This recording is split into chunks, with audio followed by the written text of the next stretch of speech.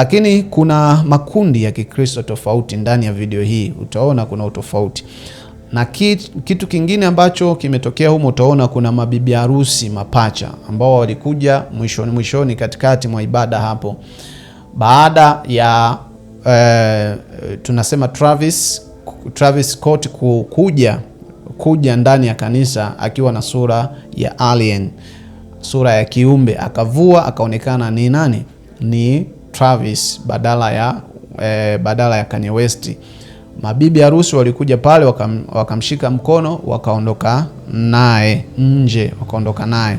Lakini pia hapa tunapata nini? Tunapata dhana kuu ya uwili au duality, kwamba kuna ukweli mmoja lakini tafsiri nyingi. Narudia tena, kuna ukweli mmoja lakini tafsiri tunapata nyingi. Hapa nitakupa tafsiri za kiroho kwa kumtazama mwanadamu yuko katikati. Ya kwanza, kuna roho na dunia, lakini kuna ukweli na taswira, na kuna imani na mifumo. Hivi ni vitu vya msingi ambavyo Kanye West ametufikishia kwenye video hii ya Father ambayo imejaa symbolic language. Sasa ngoja niwaeleze ujumbe mkuu ambao Kanye West pamoja na Travis Scott ambao ametufikishia kwenye video hii ya Father, nyimbo namba 3 katika nyimbo 17 ambazo amezitoa tarehe 28 Machi mwaka 2026.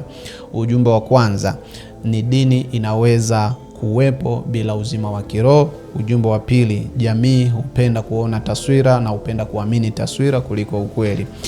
Ujumbe wa tatu ni udanganyifu unaweza kuonekana kama utakatifu.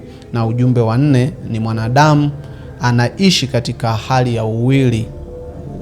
Mwanadamu anaishi katika hali ya uwili ama duality. Na ujumbe wa 5 na wa mwisho katika video hii ni mfumo wa kijamii hubaki hata kama watu wakibadilika. Kwa kumalizia tu niseme video ya Father ya kwake Kanye West pamoja na Travis Scott ni video ambayo inaweza ikatumika kama onyo la kiroho. Yaani ujumbe ambao ameufikisha hapo ni kwamba kuna maonyo ya kiroho. Ni muhimu sana kuelewa hilo. Mwanadamu anaweza kuwa ndani ya mahali fulani pa ibada, lakini bado akapoteza maana ya halisi ya imani. Ndiyo tunachokipata hapo. Lakini sasa tunapata maswali kadhaa kwa kumalizia. Kabla sijamaliza, ni vyema tukaangalia study reflection questions zilizopo katika video hii ambazo utaenda kupata majibu mwenyewe. Katafute majibu mwenyewe maswali haya, utaelewa nini ninachokimaanisha. Kwanza, swali la kwanza, dini na roho ni vitu sawa? Swali la pili, ishara gani zinazoonyesha udanganyifu katika jamii ya sasa? Swali la tatu,